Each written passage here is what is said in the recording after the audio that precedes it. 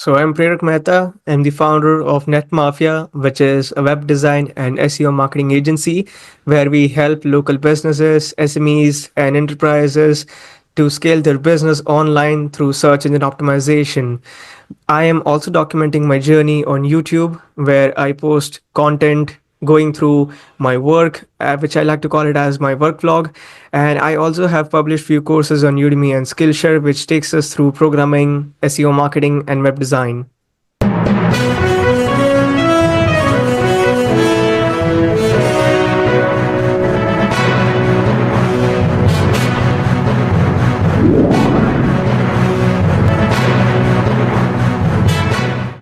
Now, ladies and gentlemen, welcome to yet another exciting episode of the Online Prosperity Show. I'm your host, Prosper Taruvinga, and today we've got a guest whose journey from a tech-savvy teenager to a digital marketing maestro is nothing short of inspiring. Now, Prerak, how are you doing, my man? I'm doing great, Prosper. Thank you so much for inviting me here on your show. It's been amazing. I know you create a space for entrepreneurs to share their stories, which is really inspiring. So thank you so much for having me here. I am really looking forward to our discussion. Absolutely. Well, the pleasure is all mine. I mean, when you came around and said you wanted to be on my show, I looked you up and I was like, wow, this is me almost 10, 15 years ago. And I just want to hear his side of the story because, I mean, as our viewers are going to be, learning as we go, you're still very, very young. And I was giving, you an example that when I was your age, I don't think I even knew how to write my own name. So it is a pleasure for me to have to speak to somebody of your age and, having seen what you have done. I'm equally pleased. So let's get on to it. I know you come from Mumbai, and you're the founder of NetMafia, a web design and SEO agency that's dedicated to empowering all those businesses to thrive online. And you do web design, SEO, and you also have a Udemy channel, which is home to about 37,000 students. And you've been instrumental in demystifying the digital landscape and also helping other aspiring developers and entrepreneurs to find their way on the internet. I've always believed that we are all internet explorers. We're all trying to find our way around. But you called your business NetMafia. So are you the mafia of the internet? So I actually came up with name just to give a Gen Z vibe, to be honest. I just wanted my brand to be memorable, just like how, people ask me questions, Net Mafia, why did you come up with this kind of a name? Wouldn't that do more harm than good? And my just simple answer is that it's just catchy name for me, nothing else. There's no rocket science behind it. I love watching movies like Scarface, Godfather, uh, like Departed, and all the Scorsese films, the Palma films, and all. So that's primarily the reason why I named my brand as Net Mafia. That's pretty easy to remember. Nothing very fancy. Nothing too difficult to pronounce. Nothing difficult to remember the brand name, and that's primarily the reason why I came up with this name. Absolutely, and thank you so much for sharing that with us. You see, now you're sitting in a very unique position because you are literally born with a password in your mouth, right? From the tender age of 4, you were already playing on the internet as your own playground while other kids were playing with dolls and everything else. Tell us what that journey was like. Sure. I remember back in 2005 or 6, we had our first personal computer at home with an internet connection, which is really big thing back in India. And I instantly was amazed with this amazing gadget. I was about 4 or 5 years back then. And I was very fascinated with this device because this was the first time that I was looking at a computer, and I was just exploring different things and capabilities of this device, what it could do. It could play movies, it could play music, it could play video games. And at around that time, 2005 6 or so, Facebook was just blowing up, and social media was a very new thing. Web 2.0 is when that initially started. So it was really fascinating for me to see that I could text my uncle on Yahoo Messenger, who was, on his work trip to New York, and to get instant replies from him. We could do video calls, and that really fascinated me. So I was diving deeper into exploring other aspects of what I could do using this device. And someone from my school actually suggested me that he actually introduced me to Weebly. It was a platform.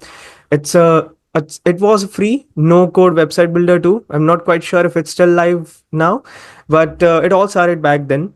And it allowed me to explore how you could build website without having to need to code. And you could just play around by just dragging and dropping different elements to build your entire website.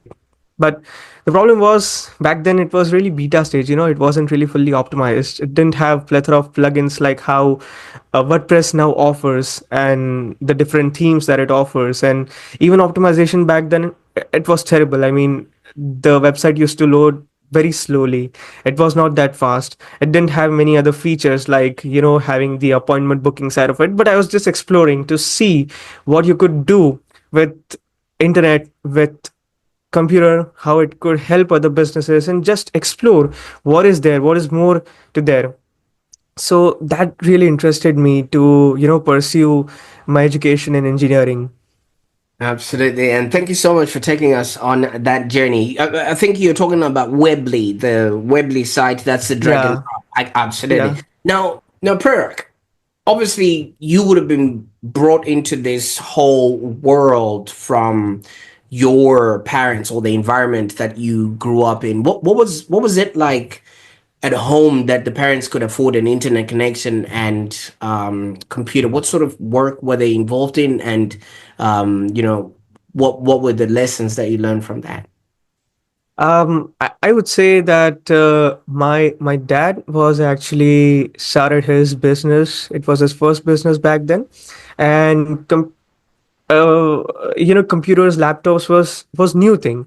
I don't mean to say that it wasn't uh, super expensive that a normal household wouldn't afford.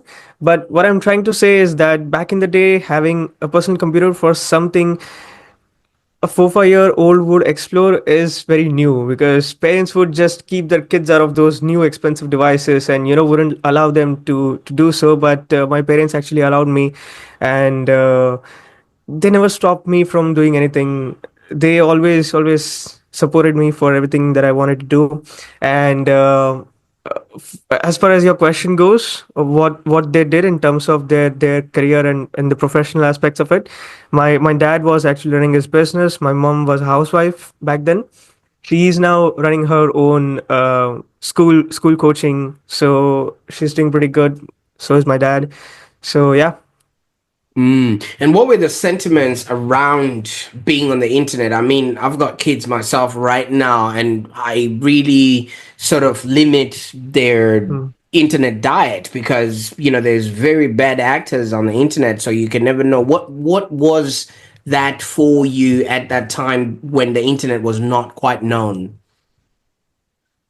I was just exploring. Even I didn't know. I don't think even my parents knew what would be other actors involved in it, because primarily I never used to just lock my room down and sit in front of the computer, and they would have to worry about what this kid is going to do in front of the screen. So I was just playing video games most of the time, and rest of the other time I was just on Facebook. I was exploring Gmail. Gmail was also very new back then, because email service started with Hotmail, I think, with Rediff Mail, and Gmail was a very new thing. And I was just exploring what you could do with emails, what you could do with Google searches. And yeah, that's all. I didn't do and explore the other things, which the parents would be worried about, that okay, our kid is uh, going in some other direction, that we need to stop him from doing so. Eventually they did cut off the internet connection because I was just staying in front of the computer screen most of the times. But but the time that the connection was there, I pretty much just made the best use out of it. You see, when I was growing up, we had the Game Boy, and Yeah, that I did was I did have that too as well. Fantastic. So that was a highlight of our, our childhood, and probably one kid would have that Game Boy, and all the other kids Yeah, would want to be his would friend. play Contra, Mario. I know. Absolutely. Now, was it the same, or did other kids around you also had the exposure to the internet at that particular time? No, no. Eventually they did after a few years, but no, not initially. So all of our friends would just gather up my home. We would play games together, and as a kid, 5, 6 years old, the primary, the excitement to sit in front of the computer is going to be games always. And I'm not going to deny that I never played video games, and I was just very determined from the very get go. But I did explore few of these things. Also, there were a few also games made specifically for kids, and it would focus on education. Like I remember we had CDs back then, DVDs and VCDs, and not everything was there available on the internet and just cloud based things. So I remember I had few games from Pebbles. It was like a brand which would offer games like mathematics. So you used to play basketball, and it would be dependent on basic mathematics, like the plus minus division fractions, and very simple generic stuff. But it would make your learning very fun and interactive way to remember all those things, to test out how good your mathematics skills are, English skills are, basic science skills, and all those things. So I love that. I love playing. My childhood was. I'm recollecting all those things, and it's really good. Absolutely, and well, I mean, obviously, it's quite exciting having gone through all of that and looking at how technology has changed now. And right now, everything is now relegated to a phone, and sometimes just to a watch, and Yeah. it's so different to what it was like there. So, walk us through. You then got this fascination about the internet. You could speak to your uncle who was overseas. Obviously, that was in between school and things of that nature. What then happened? I I actually did continue on with my school education, and right in my ninth and 10th standard, which is when pretty much you focus on your board examinations, right? So I'm not quite sure about how the education system works in the US, but I do have an idea that you guys have high school till about the age of 18 for kids, right? Right. That's what we call it as the 12th grade, and we have junior college separation, but that's different thing. So in my board education, which is up till about 10th grade, um, in the last 2 years, which is ninth and 10th grade, we did have introduction. We had a subject of computers, and we did also got to learn a lot of about the hardware things, the software aspects of it, like the basics of HTML, CSS, learning about Excel, in a way that you would explore the VLOOKUP, HLOOKUP functions, which most business analysts and data analysts would learn later on when they are trying to pursue that skill. Then explore the I forget, MS Data Access. It was, yeah, I think it was Access. So that was about the um, data management tools and all those things which were part of our school curriculum. So that allowed us, all the students from my school, to understand about not just basics of computer, but also explore the professional tools offered by Microsoft, and just get glimpse of what you could do if you were to, what you could do after you are going to pass from school and pursue your college education. So after completing my 10 boards, I knew that I wanted to do engineering. And over here, we directly don't jump into engineering after 10th grade. We have to do junior college first, which is 11th and 12th grade, and where you have to decide. You have three options. We could either go the science route, the commerce, or the arts. So science is where basically it allows you to explore options like engineering primarily. If you opt for commerce or arts, you cannot choose engineering for your degree. So luckily, the college I went into, had an option to start off right from the 10th grade because they had a combined course of diploma and degree, and that's what I pursued then later on. So I did my engineering in electronics and telecommunications, primarily because it allowed me to explore the hardware aspects and also the software aspects of it, but majorly focusing on hardware. So I then went into engineering. I learned more about programming by myself. I did rely on a lot on self education through platforms like Udemy and Skillshare, and explore how you could code, because if you're going to learn to code, you're pretty much going to have a better future and you're going to secure yourself, because that's what a stigma is around when you enter engineering, whether you're doing mechanical, civil. Most of the job placements, most of the recruitments that's going to happen is for the software industry. So I was really passionate about initially about software development and the web development aspects of it. Some interest in machine learning as well, some interest in app development as well. So there was a lot involved in it. I'm sorry, I hope I'm not digressing from your question that you asked. Oh, absolutely. It's quite interesting, just getting to know the pathway that people have to take because, that was at a pivotal stage where you had to choose, should I go commercial or should I go engineering? And you ended up in telecommunications, which is absolutely amazing. And obviously, pretty much after that, that may not have been enough for you. You then jumped on and went on and started entrepreneurship. What was that for you? Yeah, so it wasn't really easy and like a streamlined way. It started all back in 2020, back when I was 18 years old, and the COVID pandemic had hit just worldwide. And in India here, there was a nationwide lockdown for about a year and a half or so. So it was really challenging time for all of us. But I immediately saw it as a blessing in disguise, a really rare opportunity for me to rise and shine, because I knew that post pandemic things are going to change. It's going to be a pivot stage where the things that are working right now pre pandemic stage is not going to primarily work post pandemic stage. So I knew that I have to up my skills. I just can't rely on my college curriculum anymore. I have to upskill and just be ready that I can just stand on my own. So, as an engineering student, I knew I needed to develop new skills and secure a better future for myself. So, I turned towards online learning, as I said before, through platforms like Udemy. And the very first course that I enrolled on was on Android Oreo development. Taught by Rob Percival. Now, Rob is an amazing instructor, no doubt in that. But I quickly realized that whatever was being taught in that course was way beyond my knowledge, and I wasn't able to grasp a lot out of it because I didn't have a strong foundation in Java. So Android development, basically, building Android apps and all, it requires you to have some prerequisite knowledge on Java and Kotlin.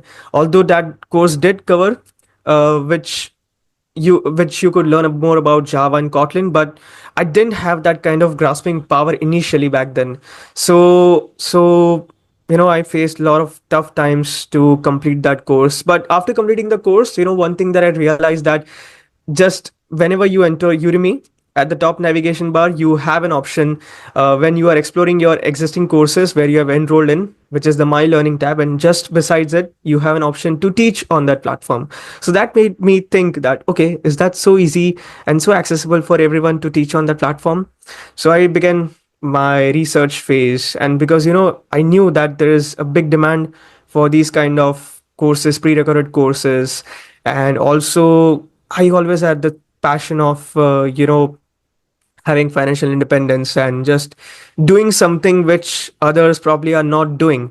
So that got me thinking that if maybe I can make my own course, that would be really great and awesome. But again, I had this question that what can I teach if I'm not able to grasp from the Android course? What can I teach? I don't have so many skills on my plate right now. So the only thing that came to my mind was C++. It's a programming language which was being taught in our college curriculum. In one of my semesters, that was part of a subject. So that was the only thing that came to my mind. And for the next about 9, 11 months or so, I spent scripting the course. I spent structuring my course because I had no idea how to make a pre-recorded course. There were no such resources and YouTube videos, blog articles going through the same thing, the process, entire thing to take you through how to become the best in this field, because everything was just you know um, blowing up at that moment, and everyone was just taking up this opportunity. So I really had to just learn by doing it. So I was learning editing, I was learning marketing, because once you publish your course, you just don't have to sit back. You have to know how to sell your course so that it keeps on generating revenue for you in the back end and in an automated way. So I had to learn about SEO first. So that's my first exposure to SEO and search engine optimization. I learned about how to market your course, how to be camera confident, because I used to be that kind of a guy. When we had to take a group photo, I used to just run away. I was very shy in front of camera. And to speak in front of the camera, like how I'm speaking right now, it felt very stupid to me earlier. But as I kept doing this over and over and over again, I kind of, became, I would say, confident and became better at the skill. And my verbal skills became better. I learned more about editing, how to edit your videos, how to create stunning thumbnails for your course, which makes people want to click on the course and learn more about what you have to offer, how you should make your product stand out. Because at the end of the day, this course is a digital product. If you're not able to set a clear USP, you're not going to able to sell your course, because there are already market leaders out there who have that best sellers, highest rated tags on their courses. So if you're new, if you want to sell, how are you going to stand out from the crowd? So there's a really long exploration, and really got me thinking and exploring different aspects of it. And after I published my first course, I know I'm taking a lot of time answering just this one question, but I began then learning other skills as well, because I knew that later on in my college curriculum I have to pursue internship in a company as well, because that was part of my college curriculum also. So I developed other skills in web development, in some areas of UI UX as well, in some marketing as well. So things started to roll out pretty fast. And when I published my web development course, it got me freelance opportunities to build websites for different businesses. Then during my final year in college, I decided to take a leap into entrepreneurship and find my marketing agency, which is NetMafia, where we help businesses generate a consistent set of leads through web design and SEO. So that decision didn't wasn't something that I did on a whim. It was something which took a lot of thinking, a lot of opinions from my parents as well. I needed them to support my decision, to tell me whether this decision was going to work in my favor or not. And I must say that I'm really grateful for them to having me support my decision, and just trusting me on my instincts and my skills and whatever I was just exploring. So my internships also allowed me to explore the marketing aspects, specifically SEO, and to know how a company works, how different team members work to collaborate, how do you deal with clients, how you internally work in the company. Before you work in any company as an intern or as an employee, you have no idea as such how an institute or how an organization works in a commercial way. So that actually gave me a lot of exposure to how you would actually how the life would actually be after college. So yeah. Absolutely. And thank you so much for taking us through that journey, because obviously, when you're going through life, you obviously are in pursuit of, people that can teach you, show you the ropes and things of that nature. And Udemy has really been instrumental, even for myself, learning a few things as I've gone along the way. And you've mastered this so much that you've accumulated over 37,000 students. Or is this just your homies from your college and school that are attending your Udemy course?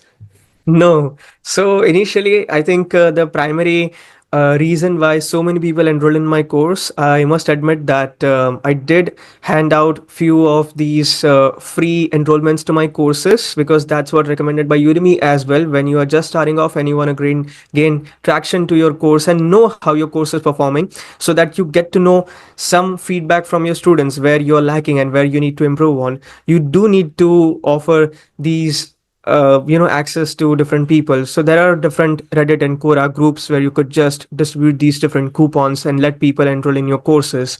So that actually allowed me to have so many different people enroll in my courses. And also, as I said, it was lockdown. People were just hungry about developing new skills. They were leaning towards these online prerecorded course platforms. So there was a huge demand. People were there, the supply was less. I'm offering free access to my course, so it was bound to happen. This kind of a huge bump in the enrollments, and also it was a positive thing because people did let me know where I was going wrong. My audio wasn't that good, so for the next 2 months after publishing the course, after getting negative reviews, I started working on it. I actually shot the lectures again. You wouldn't believe I spent the next 2 months recording and filming the 18 hours of content once again, just to make sure that the audio was top notch, because I didn't actually have any experience in editing my audio before. So I explored different options to edit my audio, make sure that I utilized this condenser mic that I'm using, because this condenser mic is actually prone to capture a lot of background noise. So I had to actually also learn how to optimize this hardware piece in such a way that it doesn't capture much of background noise, how to place it in a way that it captures your voice only, and also how you do the post production aspects of it. So yeah, that helped me a lot. Absolutely. And there's something that I just picked up on what you just said there, which is basically getting feedback from strangers and then acting upon that feedback to make perfect of the product that you have created. So many people would not want to take feedback, and would not want to hear it because otherwise it's maybe negative, or they feel like it's stepping on their ego. How important is it, especially when you're building something like that, which has now amassed that many people taking that course? How important is it to take feedback? And you also took feedback from your parents about your agency as well. You wanted to know whether it was going to work or not. Yeah, so first of all, I'd like to say that perfection is the enemy of progression, and I pretty much knew, I had some idea that maybe my course isn't top notch, but that didn't stop me from publishing my course, because I knew if I stop myself from just making my course perfect, maybe I'll never be able to launch my course and publish it out. So let's just publish this, let people hear what they have to say. Maybe it could be just I'm being too hard on myself, and I just want myself to push just beyond my limits, and I want to be the best at all aspects. But maybe it could be that people are just okay with it. So that's primarily the reason why I just published my course, and I wanted to hear what people have to say about it.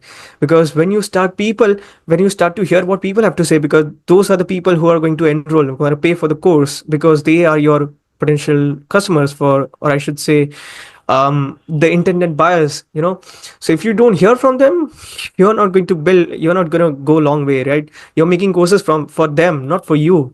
So you have to have that kind of openness to willing to accept those responses, and not just in terms of my course creation aspects of it. I think it's really important when you are an intern, when you are an employee, when you're working in a company, you have to be able to accept and just listen and have that openness to hear what your colleagues, what your other teammates, what your seniors have to say about you in terms of your performance, in terms of what you're doing wrong, in terms of what you're doing right, and just have a self assessment, and to be able to know what you could do more in terms of improving yourself better. So that's really important, because there's no place for average. You have to be the best of the best. And even for my agency, I knew that if I don't have this kind of, there's another thing, whenever you put anything out on the internet, whether it's blog, whether it's a video on YouTube, whether it's a reel, anything, you're gonna face I hate. That's completely different thing. But you have to develop that thick skin. You know, that's one thing. But the other thing is that you also have to have that kind of openness to accept the feedback, the constructive criticism that's gonna come into way, because when you're just starting out, you're not going to be perfect. You if you want to be perfect, you have to hear the others opinions as well. Hearing the opinions is not going to be that okay, you have to work on it. You have to first hear out, you have to process it, then you have to decide whether you want to filter it out or not, and then work upon it. So that thing has really helped me to improve my thing. So again, coming to your thing, that how important it has been for me to develop my courses, that has been really important, because just after my first course, the next course that I've made, it was a huge bump in terms of the quality and the production of the course, because the first course that I made, it didn't have my video embedded at the bottom right corner of the screen, like how you would watch the screen recorded tutorials, you know. So that was a huge bump. So did my audio improve, so did um my delivery for the lectures and how I teach did improve. So it does take time. I did learn from the second course as well. I am still learning, because even now, when you overcommit yourself to few things and you don't deliver upon it, people are gonna call out. So it's better to undercommit and over deliver. So that's also thing I do now understand, that even if you are intending to update your course in the future, just don't say it right away, because then people have sort of a huge expectations out of you. Maybe then you get busy down the line focusing on other things that might be more lucrative for you than what you initially planned to do. But then if you have committed to doing something and you are not able to deliver, then people are going to call out. So take your time, don't overcommit, and um, have that openness. So those are all different things that I learned as I was building courses on Udemy. I quite like that. And very few people will be able to say that because, I mean, obviously, people really have, that fear that, oh, maybe people are going to say something about the work that I'm doing. And another aspect of the work that you've been doing that I've also noticed is you've been building in public. Hmm. When we were, getting started with the internet, everyone was building from their garage and then they come and present something to the internet. All the companies you were talking about, Google, Facebook, or whatever it is, it's got an origin story of having been created in some sort of a garage. Even Apple, some sort of a garage, and then people then brought to the market a finished product. But you're known for documenting your entrepreneurial journey, even on YouTube. I've seen some of your videos. What has Thank you. motivated you to have this level of transparency and approach, and how has it actually impacted the growth of your business or maybe your own personal growth? First of all, unfortunately, here in India or anywhere in India, we don't have the system of having a house and a garage. We live in apartments, and having that kind of a space is really rare. So Right. that was just a joke. The having the idea of building in public is really amazing, because now everything is digital, and having a social following is really important.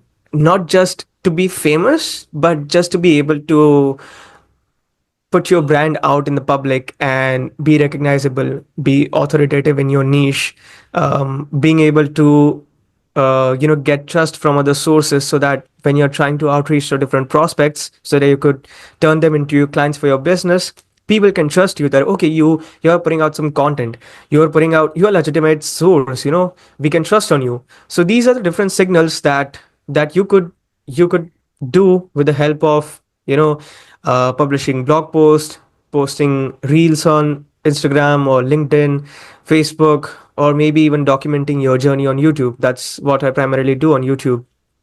So that what basically motivated me was, we are brought up in the culture that when you're building stuff, don't just overly publicize it, otherwise there are going to be people coming at you to destroy what you're trying to build.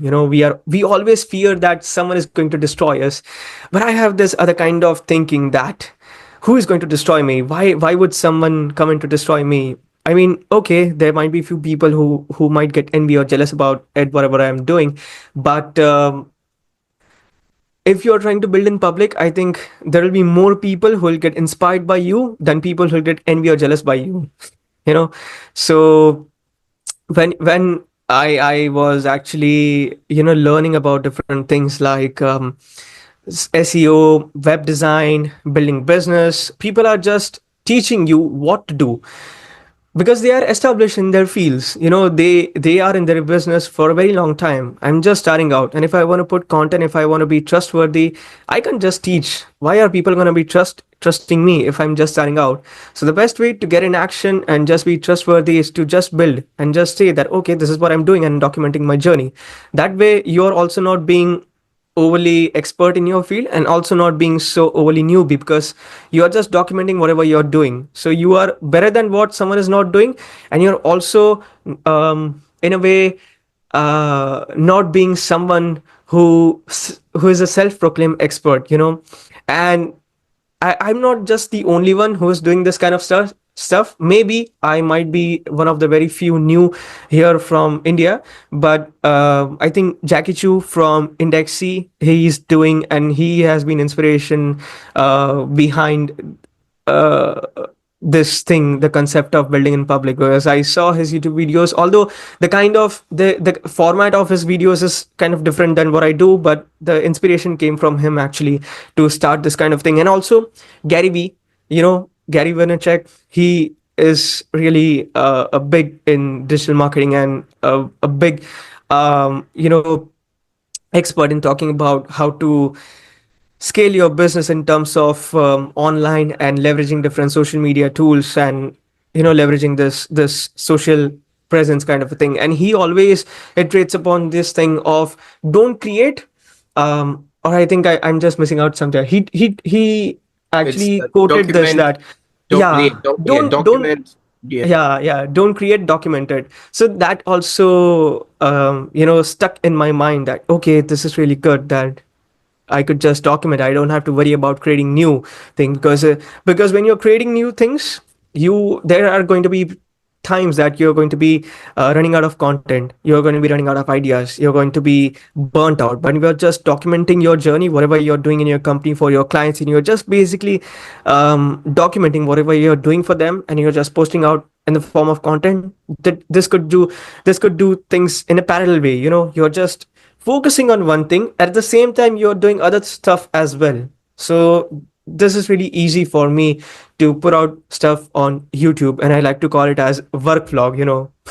So I started this in my last semester when I didn't graduate. I was still in my college, and I was in my last semester juggling different, projects work. We have the final year project thing, tests, lectures, and I was also setting up systems for my business, like, setting up a CRM, making sure that if I were to get a client, how I'm going to able to accept payments in a way that I have the recurring subscription going on. How am I going to, have the agreements, because you don't want to work something which is on a verbal commitments sort of thing.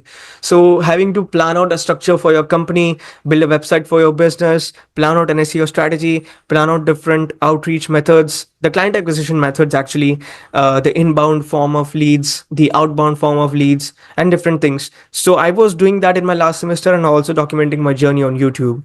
So that has been so far what I've been doing on YouTube, and putting out the building and public stuff. Absolutely, yes, yeah. What you were trying to say is, yeah, Gary Vaynerchuk says document versus creating, because if you're documenting, then you have that student approach where people would actually want to help the person who's an underdog. Then if you show up and say, here, I've created this, and people can pick it apart.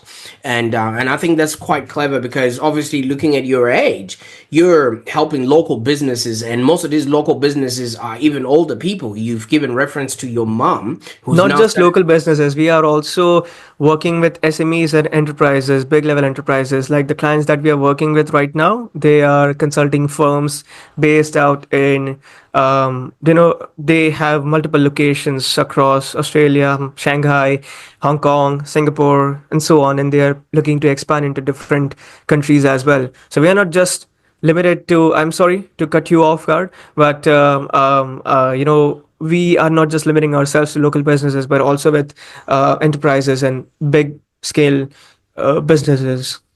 Absolutely. Yeah. Now, to my point, obviously, people like that would want to look at your pedigree or to look at your track record or where you've been.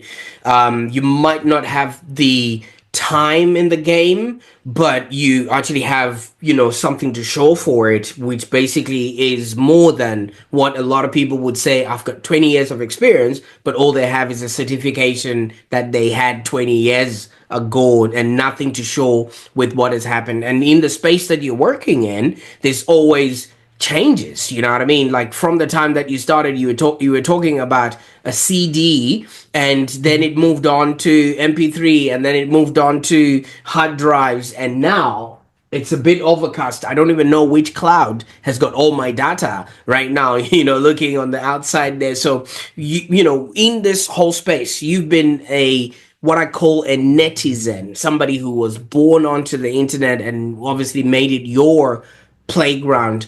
What do you think the future holds for maybe digital marketing, and how should maybe businesses prepare themselves in order to navigate these new and upcoming trends? Ah, this question I get asked all the times, and it's really difficult to answer only and only because the way things are moving forward and the pace at which the AI is advancing, it's really unpredictable and something.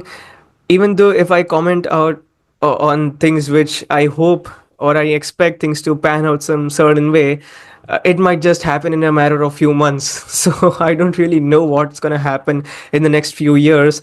But to answer your question, first in digital marketing, like taking very generic aspect, because in digital marketing we have SEO, we have paid ads, we have social media also. So there's a lot of things involved. So in digital marketing, I think AI will continue to enhance personalization at scale, because AI driven tools can already analyze lots of massive data to predict user behavior, segment audiences, and deliver really hyper targeted ads. But I also believe that the next level is going to be a real time optimization. Like we'll see AI creating unique personalized marketing campaigns for every individual customer based on their journey, which can be massively, a way to boost an engagement and conversion rates for a business.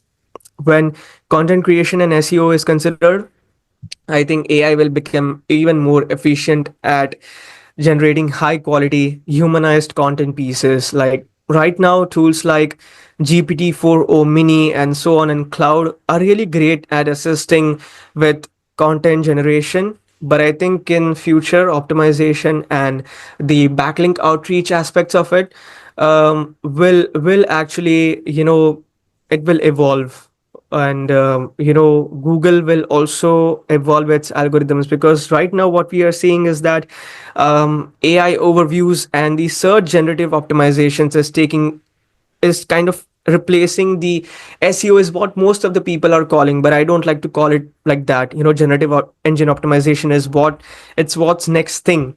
Because now whenever you enter any search query on Google, earlier what used to happen is it used to show up the featured snippets, like a brief content picked out from your website and showing up that this is catering to your user search query, right? And it used to display the website link. But now what's happening is that with the AI integration in the searches, and also ChatGPT is now offering the AI search feature in it, right? Even in the free versions of their chat gpt. So I think what they are currently doing is that they are relying on the sources of the website's content, which is the blogs, article, and the service pages. But now, since AI is based on the semantic knowledge, it's going to take up that data as the source. It's going to some permutations and combinations of it, apply its own logic, and then deliver the answer to the user search query, and the site, and then cite the source. So even though it's pretty much doing kind of the same thing which the featured snippet that Google offered few months and few years back. But I think the number of clicks that used to happen for the informational searches has dropped significantly, and it's going to stay on, because AI is going to pretty much answer. If I were to search up a random question like, maybe like, what is SEO? The AI is pretty much going to answer that it's search engine optimization. It's a way to organically generate traffic for your website and your business. I'm not going to go and click on a website to read the whole article, because now AI has pretty much summed up that entire response for me to understand what I want. I could just pretty much enter a new search term, or I could just quit searching on Google, because now I know what I wanted to hear. So I'm not gonna click on that website source anymore. But if I were to search for any, you know transactional or commercial related searches, like, who is the best SEO agency in Mumbai, in India. So here my intentions are pretty clear that I want to get this job done. My intentions are pretty clear that I am looking for this kind of specific service in this particular location. So now AI, even though, can suggest that, okay, NetMafia might be the best option for you, I have to click on NetMafia's site in order to schedule an appointment and discuss this in further detail. So that's the difference. AI overviews has taken up and destroyed pretty much, a lot of websites clicks, and impacted hard way the affiliate sites and the media journaling publishing sites out there. But we have to understand that we have to adapt to new technologies and different things that is happening, because more than SEO is affected, I think paid ads is also affected, because now if AI search is answering the questions, there's no point in, I won't say no point, but uh, it's going to damage a lot to paid ad campaigns, because people are paying for each and every clicks. But if AI is going to answer all those uh, questions through its own semantic knowledge, how will the paid ads, people are who are actually paying for those keywords, are going to show up, right? So I think there's a lot that's going to happen for videos also. We are seeing that ChatGPT has its own, I think it's Sora Sure. or something. Yeah. Yeah. So it's also advancing. Um, it's evolving at such a pace that no one has ever witnessed. Back in the day when Android was new, iOS was new, it was it was pacing up and offering different features, and we were feeling that, okay, wow, this is evolving pretty fast. But now we are feeling that, okay, this is really evolving really fast. Video AI enhancements, in audio also, in you could see that AI is pretty much taking up the voice calls feature. You no longer need to hire a voice assistant, a receptionist. You could pretty much just take an AI tool, and it will pretty much handle all your inbound calls, and pretty much schedule an appointment for you. So I think AI is evolving in a way that no one has ever witnessed. Absolutely, and thank you so much. And it looks like you are literally at the helm of all of this advancement. People like us, every day that I wake up, well, that is if I've actually been sleeping, because now I'm sleeping with one eye open, looking at what Product Hunt or AppSumo has brought in, because I want to see if there's Exactly. a tool that has been created that will take my job away. But I think there needs to be a redefinition of how we approach the internet.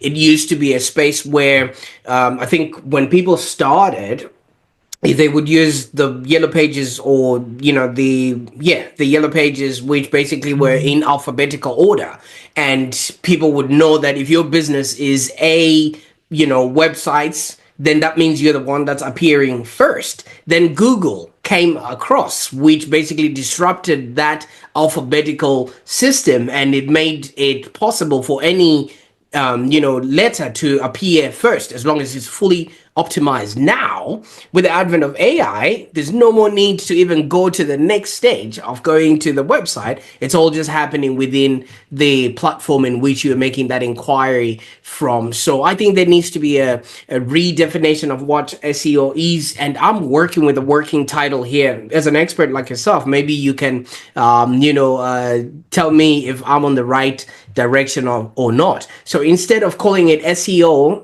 search engine optimization, I've gone in to redefine it as simply educating others.